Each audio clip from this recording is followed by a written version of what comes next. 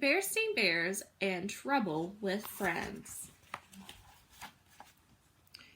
Sister and brother bear, who lived with their mama and papa in the big tree house down a sunny dirt road deep in bear country, were not only sister and brother, they were playmates, and they got along pretty well most of the time.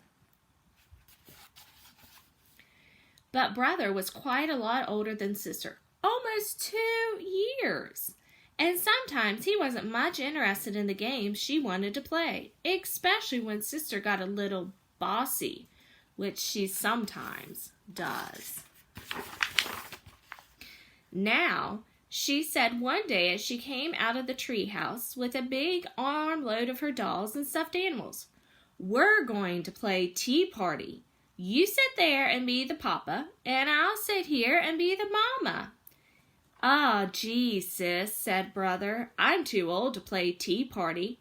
Why, if Cousin Freddie or any of the guys saw me, I'd never hear the end of it. Why don't you find somebody your own age to play tea party with? Besides, I have a date to go skateboarding with Freddie," and off he zoomed, leaving sister all by her lonesome. "All right for you," she shouted. "Oh dear," said Mama, who was watching from the tree house window. "There goes brother off to play with Freddie again. I do wish sister had somebody her own age to play with." "What about her school friends?" said Papa, joining her at the window. "They all live too far away," sighed Mama. As she watched lonesome, sister picked up her trusty jump rope and started jumping with a friendly frog. Soon a butterfly joined in. "She has her forest friends and frogs and butterflies to play with," said Papa. "Frogs and butterflies are all very well," said Mama, "but they're not the same as having a cub friend her own age." That's when Mama saw the moving truck out of the corner of her eye. "Look," she said, "a new family moving into the empty treehouse down the road. It certainly would be nice if they had a cub sister's age." Sister saw the truck too, and the car following it. "Somebody's moving into the empty treehouse," she said. "I wonder if they have any cubs." And off she skipped down the road to investigate.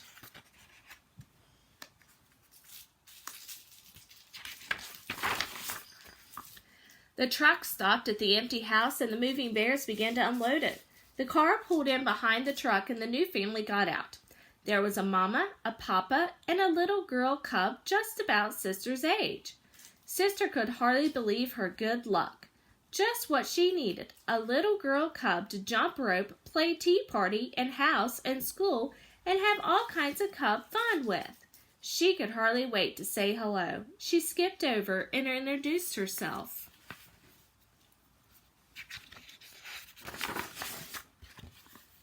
"Hi, I'm Sister Bear. I'm 6 years old and I live down the road." "Hi," said the new cub. "I'm Lizzie Broon, and this is my papa and mama, Mr. and Miss Broon. I'm 6 years old too. May I try your jump rope? I can do red hot pepper." And could she ever? Lizzie Broon was the fastest rope jumper Sister had ever seen. "I can jump to 1,000, said Sister. "I can do 1,001, said Lizzie, returning the rope.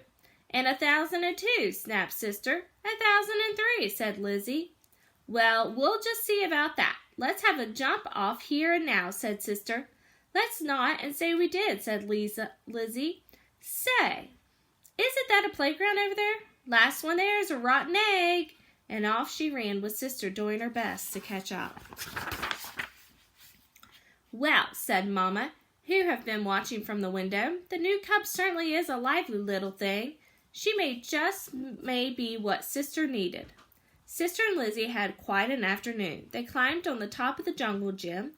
They rode the seesaw and pushed each other on the swings. They played tag, laughed and giggled, rolled down a grassy bank, and picked wildflowers for their mamas. "Why, thank you, Sister. How lovely," said Mama, putting her wildflowers in water. "Well, what's your new friend like?" "Her name's Lizzie. She's 6 years old. She's an only cub," said Sister, "and she's a little bossy." "Oh," said Mama, Well, you certainly seem to be having fun. Oh, yes, said Sister. I had lots of fun. A little bossy and a little braggy. The next morning, bright and early, the phone rang. It was Sister's new friend, Lizzie. Want to come over and play school? Asked Lizzie. Okay, said Sister. Bring some of your dolls and stuffed animals, added Lisa, because mine aren't unpacked yet. So Sister gathered up some of her favorite dolls and stuffed animals and headed for the treehouse down the road. Come on in here, said Lizzie from the garage. My Mama and Papa are still fixing up and putting away, so we're going to play in here. Who did you bring? My mess doll and stuffed animal, said Sister, and this is my special teddy, and I've slept with every night since I was a baby. Lizzie had set up the garage like a schoolroom. There were boxes for the pupils to sit on, and there were another box for the teacher's desk. There was even a blackboard and chalk for lessons. This is going to be fun, thought Sister Bear. She began setting her toys on the boxes. That's when she heard the tapping sound on the desk. She had pretended the pointer in one hand and a piece of chalk in the other. Please be seated, Sister. It's time for your lesson. Today I'm going to teach you the alphabet. The first letter of the alphabet is... Now, just a minute, protested Sister. Who said you're going to be the teacher? When I play school, I'm the teacher. And not only that, I already know my ABCs. Sister Bear, if you don't sit down this minute, I'm going to keep you after school, said Lizzie. Is that so? Shouted Sister. Well, if you don't give me that pointer, I'm going to keep you after school. And when Sister grabbed the pointer, soon they were rolling around on the floor, wrestling for the pointer, which broke in two. Now look what you did, shouted Lizzie. You broke my best pointer. I'm not going to play with you ever again, shouted Sister, gathering up her toys. I'm going to take my doll and go home. Sister's mad, and I'm glad, shouted Lizzie as Sister marched out of the garage. Lizzie, Lizzie, in a tizzy, Sister shouted back.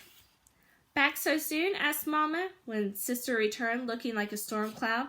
I'm never going to play with Lizzie Bruin again, shouted Sister. She's too much braggy and too bossy. I don't even need to play school or anything else. It's much better playing by myself. When you play by yourself, you can do what you want, when you want, without having to worry about Lizzie Bruin.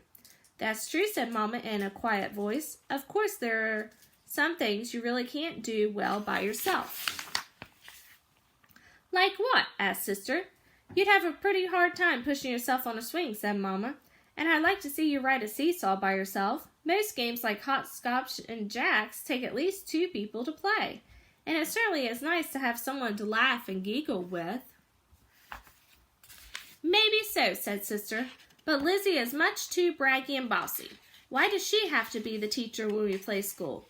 It seems to me, said Mama, taking Sister on her lap, that Lizzie isn't the only cub that's braggy and bossy sometimes, and of course there's one thing you can do much better by yourself. What's that, Mama? Be lonesome, said Mama quietly, and that's when somebody knocked on the door. It was Lizzie, and she was carrying Sister's teddy. When Sister took her dolls and went home, she forgot her teddy. She said, and well, I knew it was her special and favorite one that she slept with since she was a baby, and I thought she might miss it. Why, thank you, Lizzie, said Mama. That was very thoughtful. Thank you so much, said Sister, hugging her teddy. And you could be the teacher if you want to, said Lizzie. Or, said Sister, we can take turns being teacher. Terrific, said Lizzie. Great, said Sister, gathering up her dolls and stuffed animals again. Last one back to the garage is a rotten egg. And off they scooted, laughing and giggling, with Lisa scampering off behind her. The end.